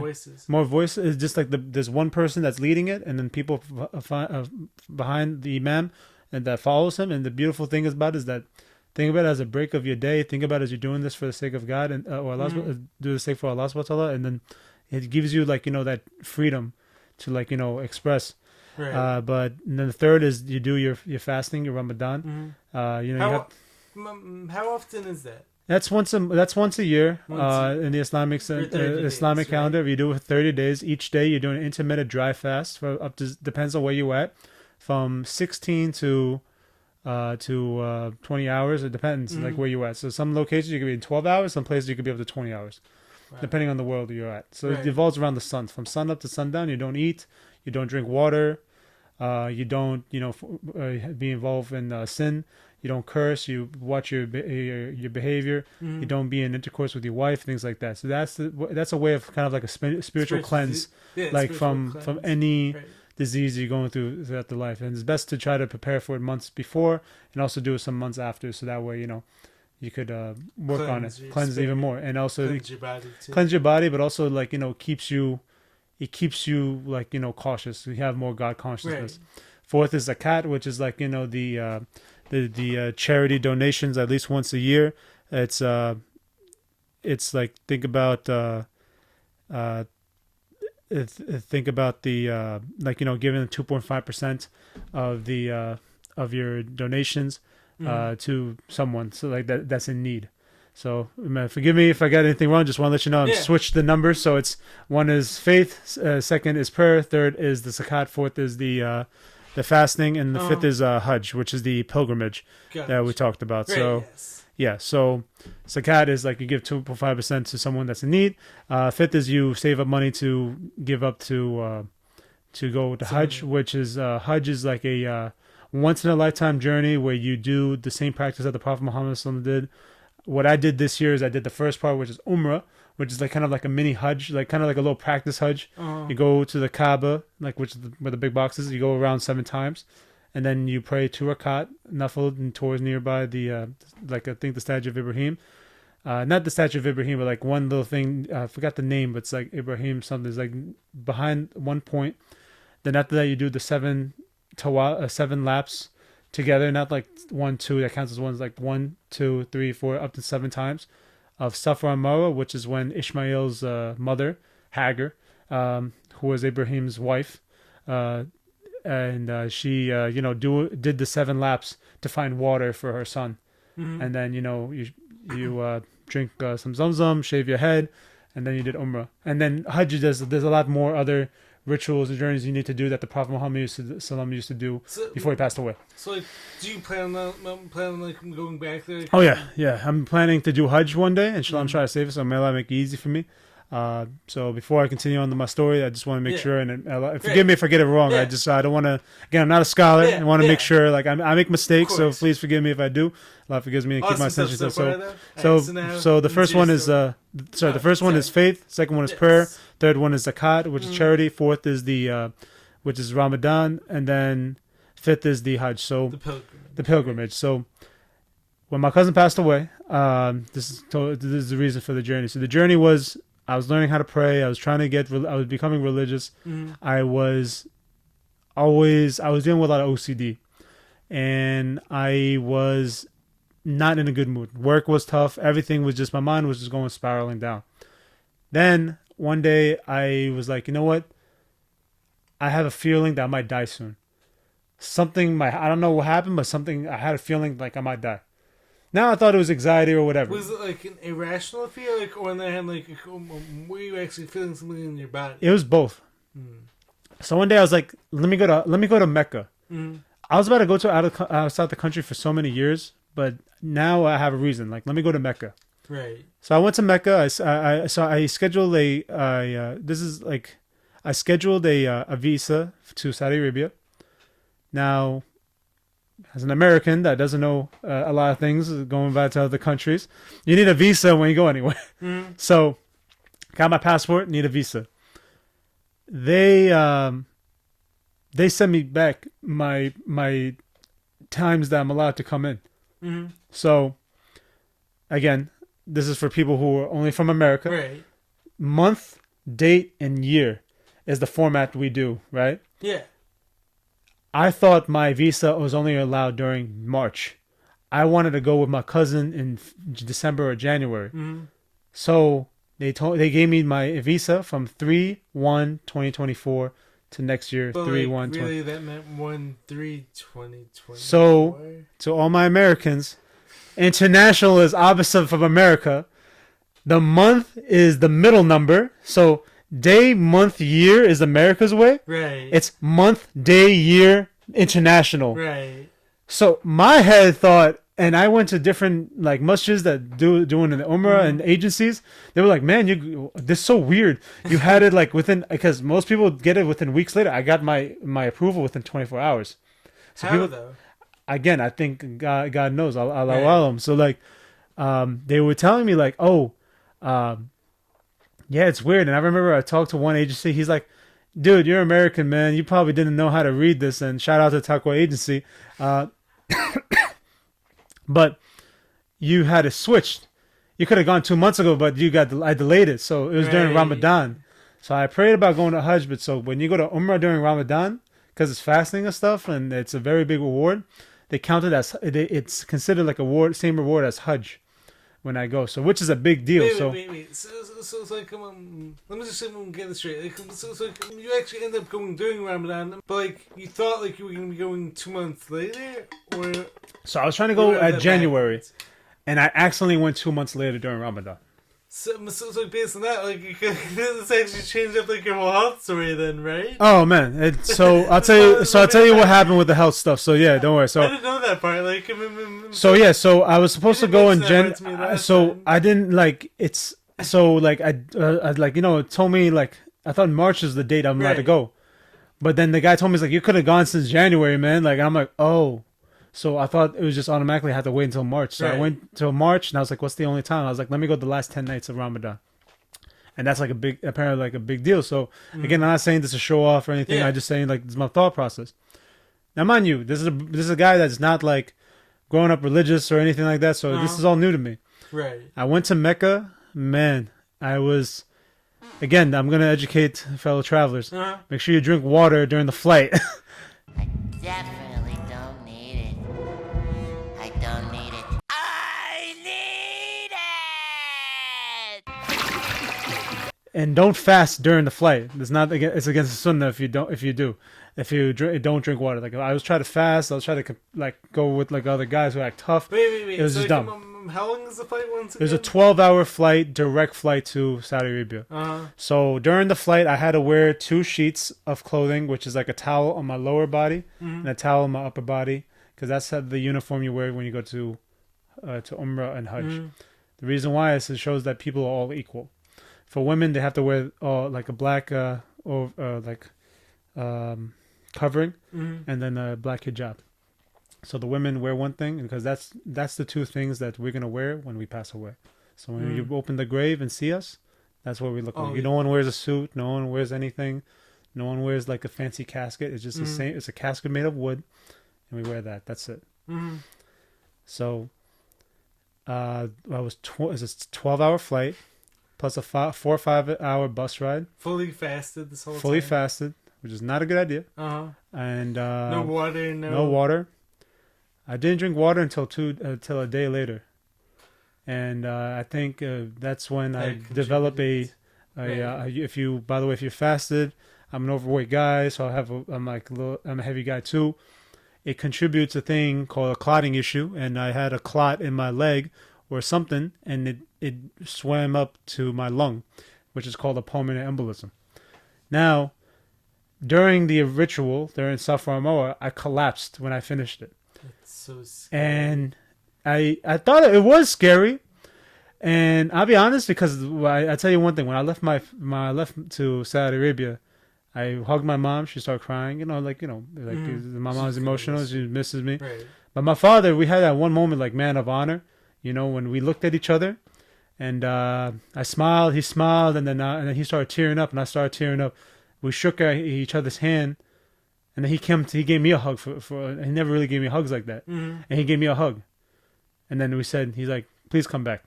And he was scared for me. And he tells me to this day, he's like, I don't know. I like, this is when I know my boy is a man now. Right. And, he's like, I'm scared. What if he doesn't come back? Yeah. And then potentially that couldn't happen. It almost, I was walking and I just couldn't breathe. Sorry to yeah. So cut you off. But like when I am really, it's like it's my whole like health story. Like when it comes, it's like my whole like life-threatening illness situation. Like so happened like 3 weeks into like my first ever college semester, and like prior to this, like I had actually never been like away from my parents like for more than like a few nights. Like it's like definitely is like sort of crazy. Like, it's similarities. It's a scary experience. Like to have, like that thought like for my parents, like they may like never see like us again. Like more than that, like from our perspective, like we may never see them again. Yeah, and you know the crazy thing is like I went to. Now, mind you, when I told you about the 5 daily prayers, I did 5 daily prayers over there, and it was the most beautiful prayers I've ever seen. Right. Seeing the Kaaba in person is different. I did 2 Umrahs, one for me and one for my cousin and family members that passed, and you know it was amazing. And the thing was like, I went to 1,400 funerals. How I figured that? Explain that once again. So each prayer, after every prayer, there's a janazah prayer, and a janazah prayer means a funeral prayer. Mm-hmm. Now, Mecca is not going to pray one prayer for one person, because you know they do, but the thing is like it's not just like it's like people that passed away during the time between night and the morning prayer, and there was 5 million people this year, or if not 5, 3 to 5. 3 to 5. Still a lot of people. Mm-hmm. And Mecca, when you look at the geographic, is a little bit smaller than New York City. Now imagine New York City. How do you have like 5 million people like come all there like come at once? Yeah, you don't. It's beautiful. Mm. So, I seen graves, like tens of 20 people. Mm-hmm. Like I seen like pictures of it. But then someone told me that, like, yeah, people pass away. So every prayer, people pass away. So at least 10 to 20 people died in each, prayer. Mm-hmm. I've been there for 10 days. So you did the math. That's around, like, a couple thousand. It's crazy. And I noticed, like, when I was walking, I couldn't breathe and I collapsed. And I don't know, maybe I was out of shape. I was this or something. Because it was my first time walking in a long time. Like, so... Did you faint? Like, or you just like? No, so what happened was like I felt my heart always beating too much. So I was like, I remember the guy next to me was an African brother. He was like 6'7". So Mecca, by the way, for every Muslim that knows and non-Muslim that will hear this, like Mecca's like what I view as like a test.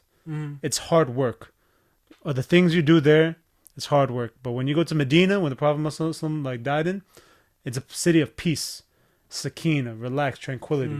You know? Mm-hmm. So Mecca, like I remember one sister told me, she's like, when you get your ticket to Mecca, your test is going to be that day. Because there are people that's not allowed to come into the country. People got kicked out of the country on the way to go then. So I have to learn how to control myself. Mm-hmm. And I was dealing with so much stress over there. Roommates that was being aggressive. People that was not, people was pushing me in lack of communication. This health thing. I didn't know I had a PE, so I was walking, and I finished all this ritual, and I remember it was like 90, 110 degree heat, which is another factor of a clot. And I was like, and then I just like went down, and then I remember like my group would start freaking out, and all the ladies like took the water and started splashing water on me. And the guy was like, just break your fast, man. You're a traveler, you're fine. And I'm like, no, it's just 1 hour. Just 1 hour left. Break it. I should have break it, like, because like, you shouldn't be too, since I was a traveler, I have no, because I was a traveler, so I have the right to break it. Oh, right. You know what I mean? If I'm not a traveler, I live there, then yeah, you can't. But like, I'm sorry, but it's like life or death situation, it's like, but the thing was, I remember when I was like, then I was fine. I was fine. And then I did 10 days there. I went to Medina. It was beautiful. And it's a different environment. Like, the coldest degree there was like 70, 80. The hottest was 110, 120.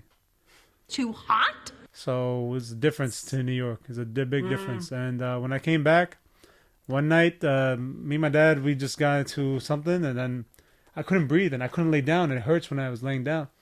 Went to the hospital the next day. And they told you had a blood clot? They had a blood clot in my lung. They found it by accident. Really? They checked the CT scan. They're like, wait, let's do it one more time. And they saw it. So God bless me by giving me another day to live and to be able to talk. Right.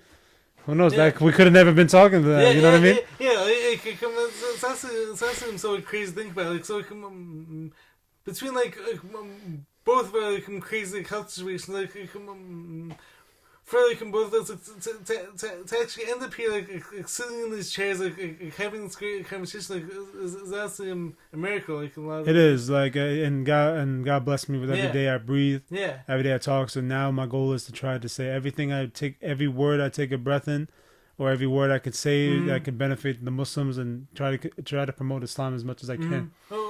Something else you actually mentioned to me last time, which I want you to elaborate on. One of the first things you said to me during our last conversation, was it prior to going through your own health situation, you used to see more of my clips on social media talking about the things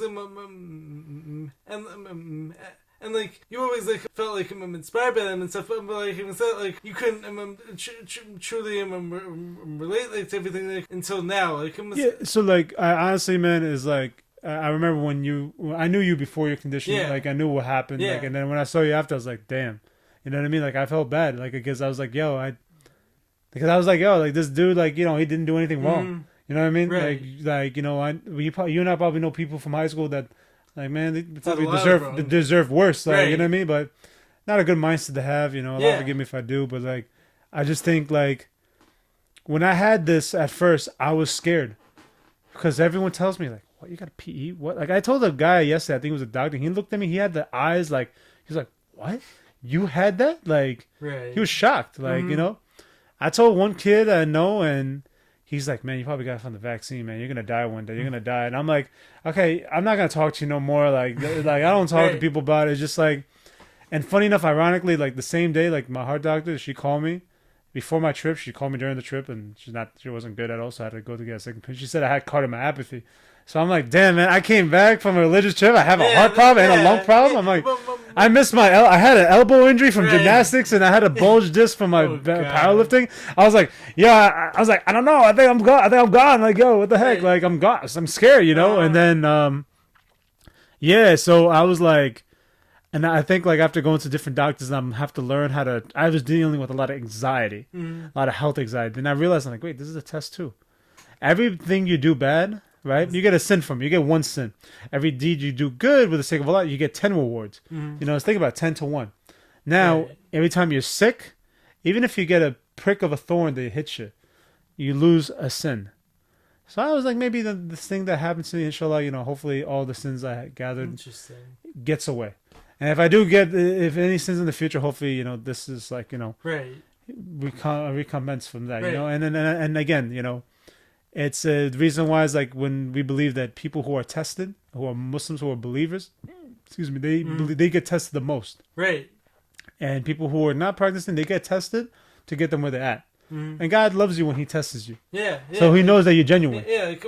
So I actually fully agree with that. I definitely adapted this belief everything happens for a reason. But whenever these super scary health situations arise in that moment, even though we don't deserve these things to happen, so it's absolutely easy to ask God, to ask the universe, why did this happen to me? And but the conclusion is if you actually see it as everything happens for a reason, it's just a test, and ultimately if I pass this test, if I actually emerge stronger, I can use this as a reason to inspire people, a reason to show people what's possible. You ultimately turn into your ultimate strength, and you can see it as God is just writing your story, and if you think about any of them superhero movies out there, it's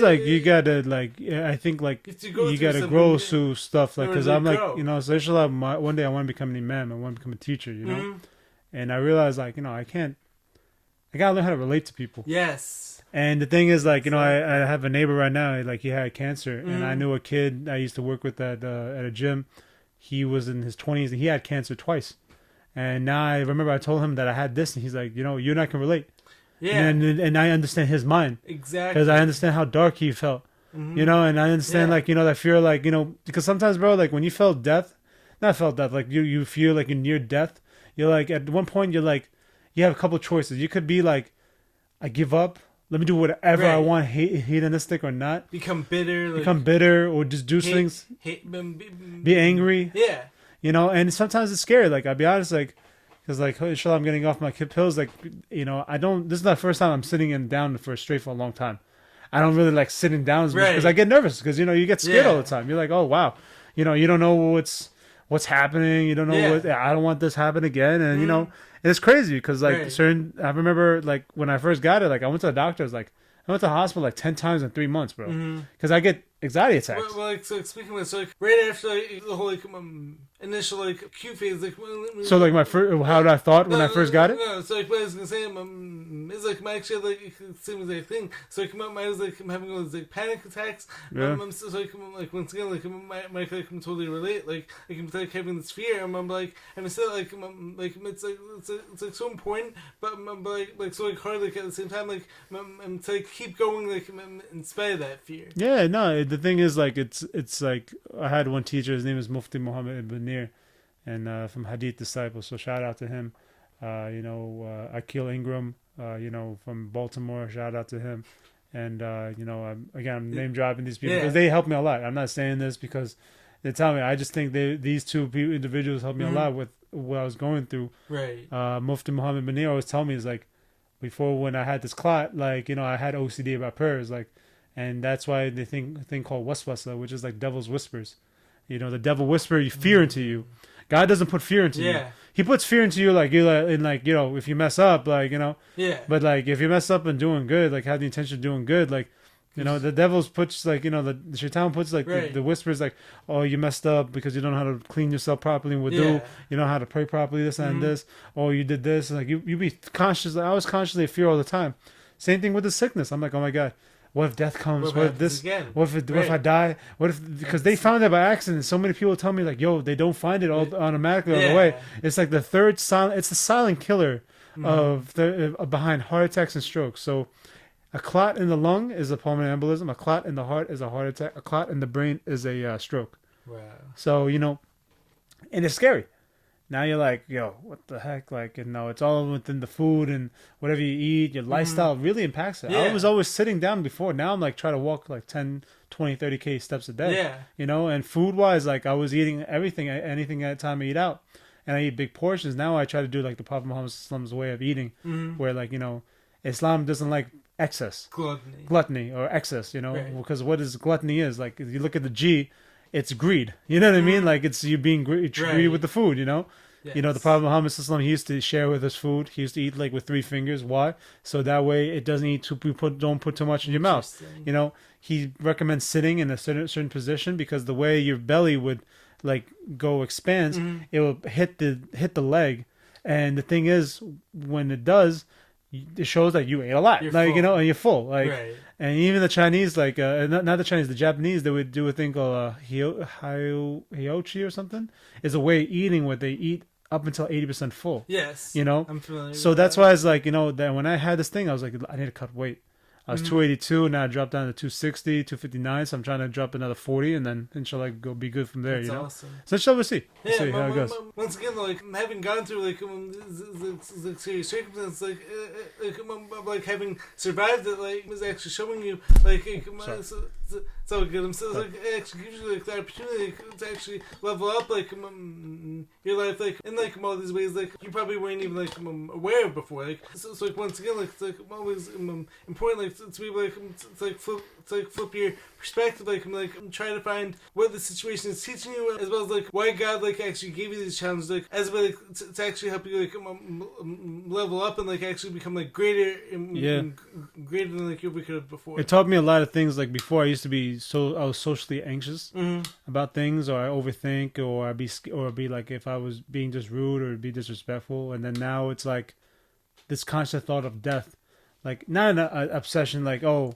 I'm gonna die, like, do whatever I want, but more like, you know, if I'm gonna die right now, would I be okay with being in this environment, going this place, eating this, saying this, be surrounded by these people? Like, no, just keep a mind that, like, you know what, I'm gonna do something that I'm doing this for the sake of God, and let me see if I can benefit something before I leave. Yeah. Because we're gonna die one day.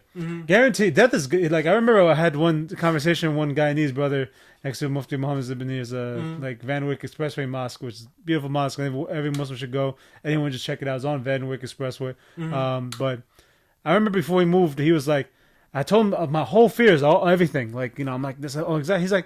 He's like, you're gonna die one day. Like it's not gonna stop. Like you're gonna be gone. No matter what. It's gonna happen.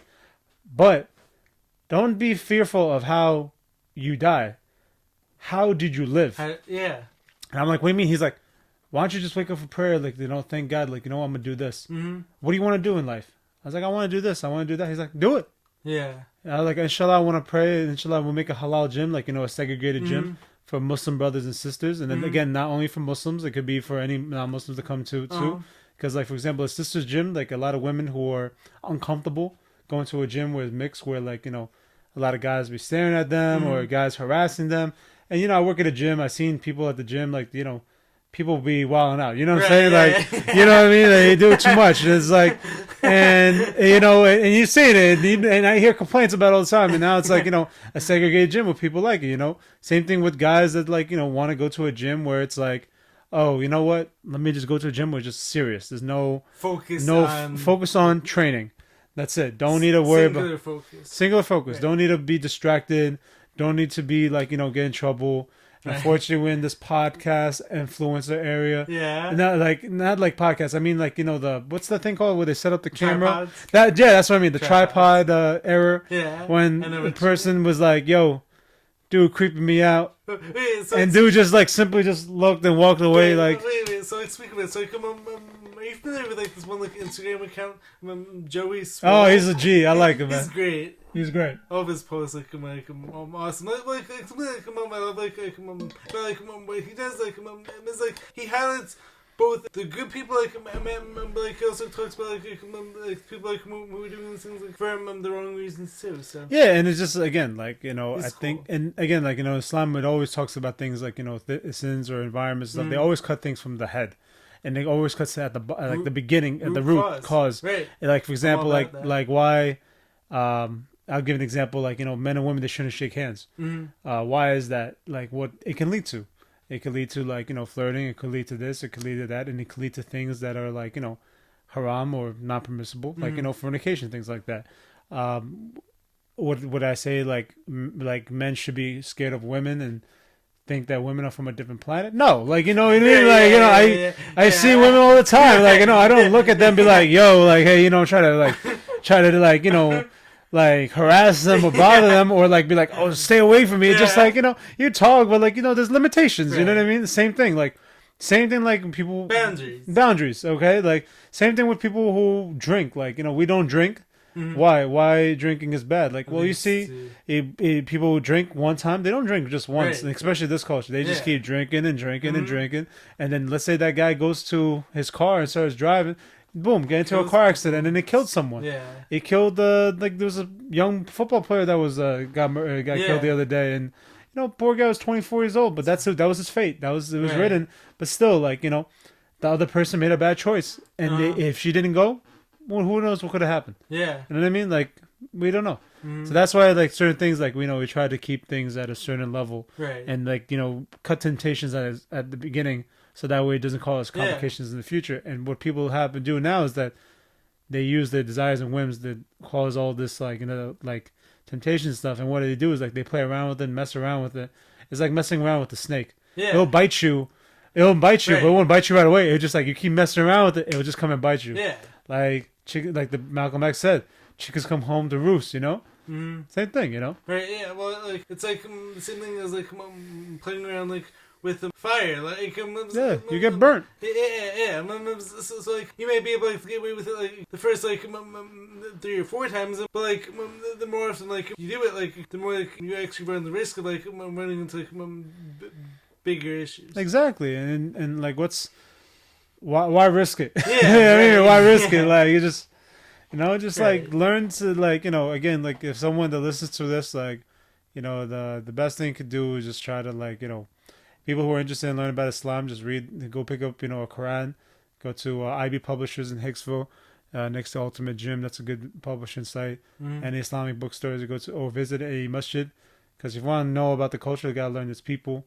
Go to a masjid nearby and just see, like, you know, see the imam and try to learn more. You know, the Quran is a good book, is a great book, you know.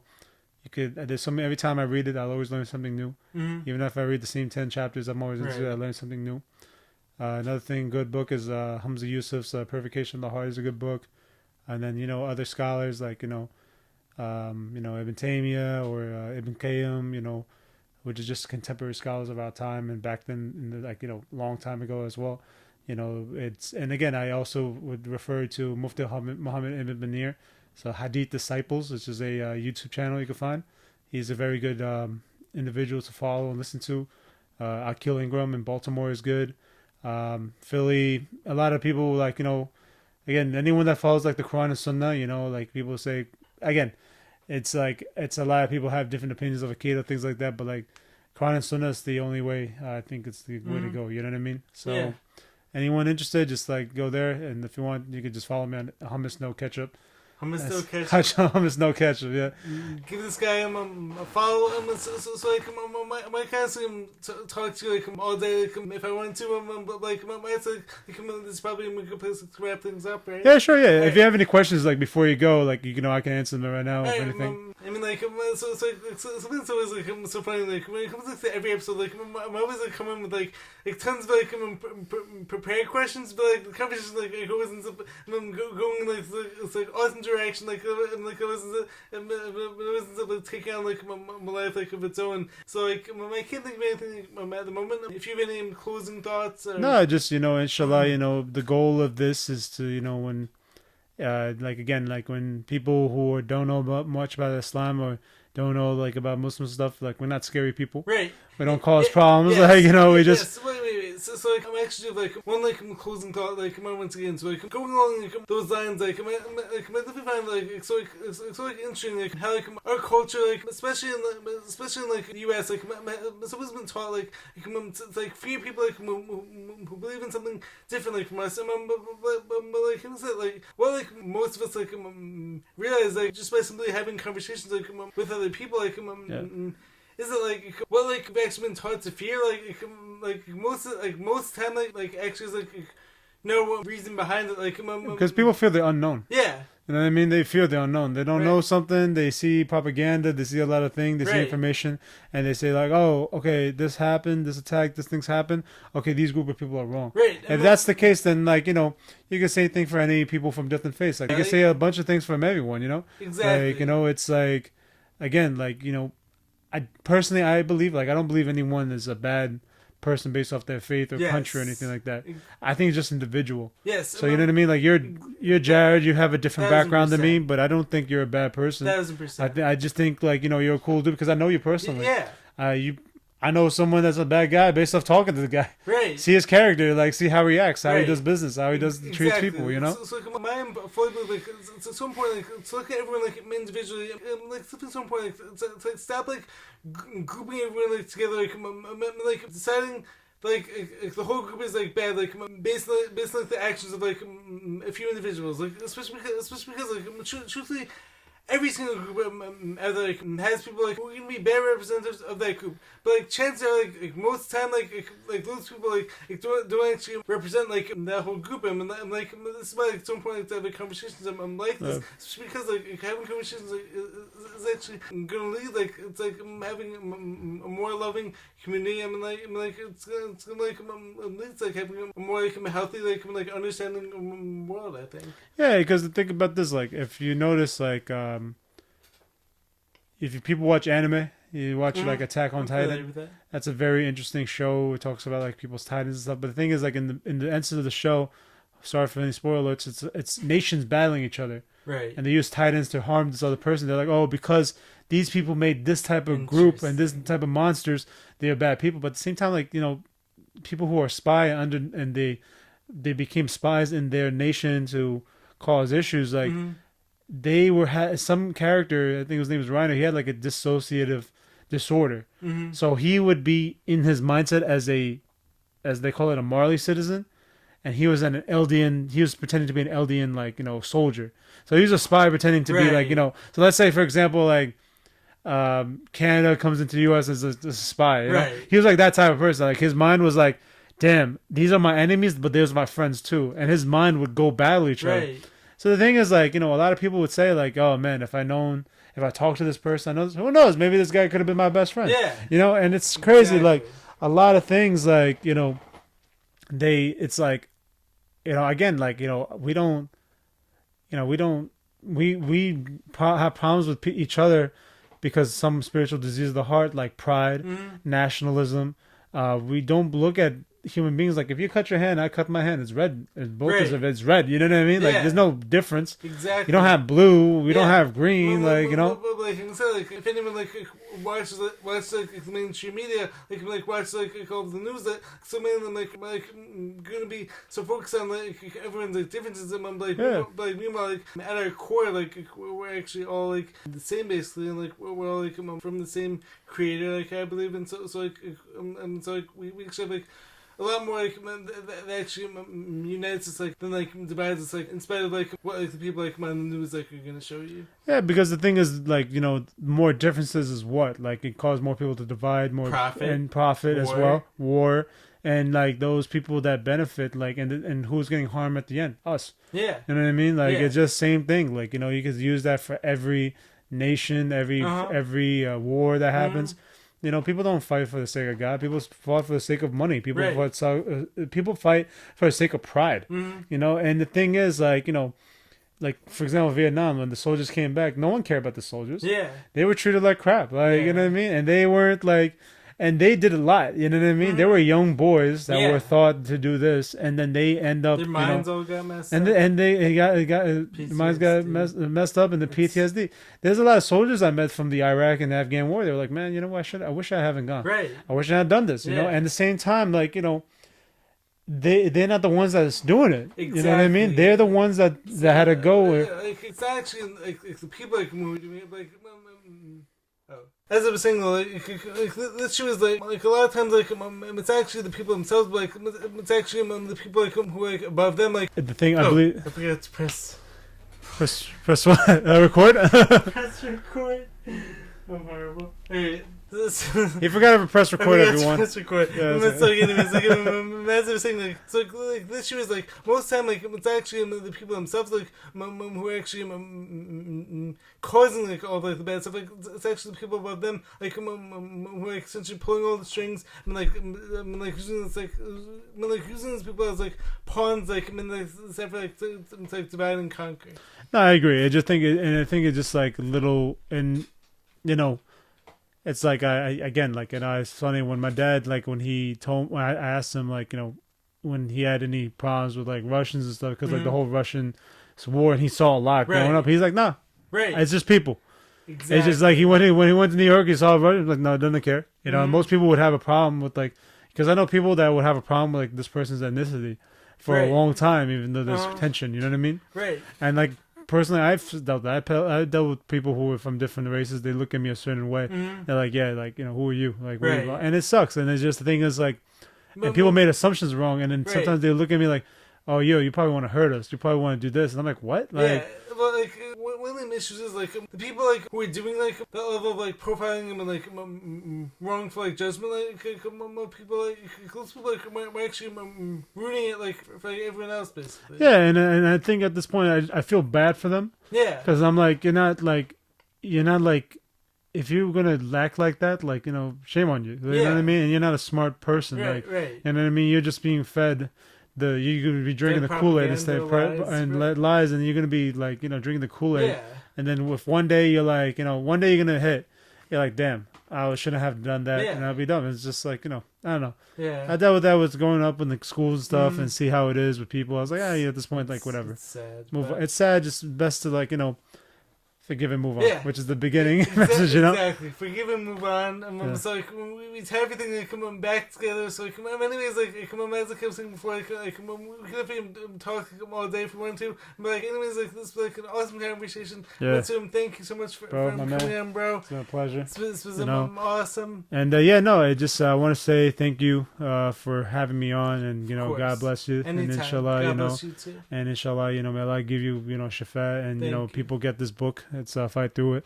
I'm not getting paid for it, so this is a genuine review, just like unpaid promotion, and prayers for the people in Palestine and all the Muslims around the world, and inshallah give them eased in this life and the next, and hopefully anyone that watches this video, any good that's from me, it's from God, and any bad from me, it's from me, and it's. Let me rephrase that. It's like any good from me is from Allah subhanahu wa ta'ala, and any bad from me is from me. And I say that because, we're just human. We're flawed by nature. And, and people make mistakes and people get anything wrong. So if I get anything wrong and incorrect, please forgive me. Allah forgives me. But anything I get wrong or get any good, hopefully you take the good from me and, spread it around other people as well. Exactly. And, anyone that wants to learn more and try to figure more about Islam, Hadith Disciples is a very good YouTube channel. Akil Ingram had a very good, has a good point as well. Hummus no ketchup. Hummus no ketchup. Follow me. I'm trying to make an Instagram page for fitness and religion. So I do have my political beliefs on there. So if people are comfortable with that, please follow. Give a follow. It's Hummus no ketchup. HUMMUSNOKETCHUP. And I can't believe I spelled that right for the first time. So so anyone follows, and then and inshallah, we'll talk soon. Of course. God bless you, bro. God bless you too. Great stuff. Anyways, if you guys haven't done so already, make sure to subscribe to the channel. Be sure to drop a like, leave a comment, buy the book, follow me on all platforms. We out, ya. Peace. Peace, love, positivity. Let's get it.